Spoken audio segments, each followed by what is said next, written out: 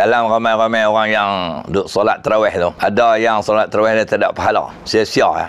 Saya namakan orang panggil tarawih penat saja. Maka tarawih penat saja ni, tak ada pahala ni, ada 5 cara orang tu melakukan solat tarawih. Yang pertama, solat tarawih yang dilakukan tanpa tamak ninah. Kita kena ingat, sembahyang yang tak ada tamak ninah, sembahyang tu tak sah. Jadi kalau kita sembahyang sampai 20 rakaat, tak ada tamak ninah, itu sembahyang dengan laju, bersegera.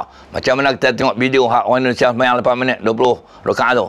Hak ni tak ada tamak ninah, maka sembahyang tarawih tu penat saja, tak ada pahala kerana tak sah. Itu keadaan yang pertama. Yang kedua, orang sembahyang tarawih penat saya ni, bagi makmum, dia tunggu tu imam dekat-dekat nak rukuk, barulah dia bangkit, mai berdiri, lepas tu dia takbiratul ihram, Allahu akbar. Selesai dia takbiratul ihram, tu imam terus rukuk, maka dia pun rukuk, dia tak baca Fatihah. Maka tarawih dia penat saja sebab terkurang satu rukun, iaitu baca Fatihah. Dalam keadaan ini, Fatihah dia tidak ditanggung oleh tu imam kerana dia sengaja tidak bertakbiratul bersama imam sedangkan dia berada dalam majlis tersebut. Yang ketiga, tarawih itu penat saja, iaitu orang yang sembahyang tarawih tanpa solat Isya terlebih dahulu. Ada sebahagian daripada jemaah-jemaah dia tak tahu.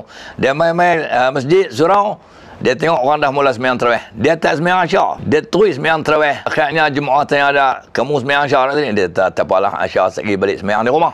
Maka tarawihnya tak sah. Pasal apa? Syarat sah sembahyang tarawih kena sembahyang Isya terlebih dahulu. Yang keempat, orang tarawih penat saya ni, iaitu seorang yang sembahyang Isya dan sembahyang tarawih, apabila selesai sembahyang tarawih keseluruhannya, disedari bahawa solat Isyanya tidak sah. Macam mana solat Isyanya tidak sah? Contohnya tak cukup rakaat. Kadang-kadang jadi malang, bukan kepada makmum, sekali dengan tu imam. Tu imam sembahyang tak cukup rakaat, 3 rakaat terus bagi salam.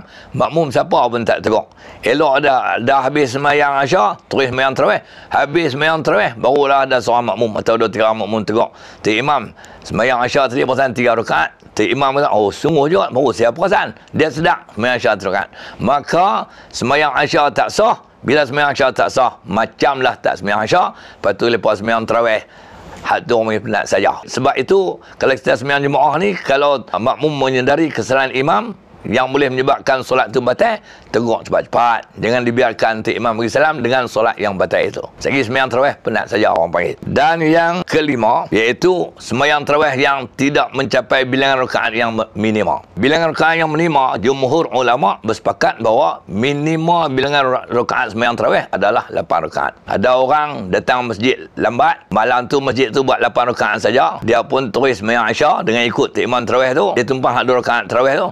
Kemudian baki 6 tu dia sembahyang tarawih 6 rakaat saja, tu imam sembahyang witir, dia sembahyang witir. Jadi menjadikan sembahyang tarawihnya cuma 6 rakaat sahaja, tak cukup sekurang-kurang bilangan minima, iaitu 8 rakaat. Menjadikan solat tarawih dia penat saja.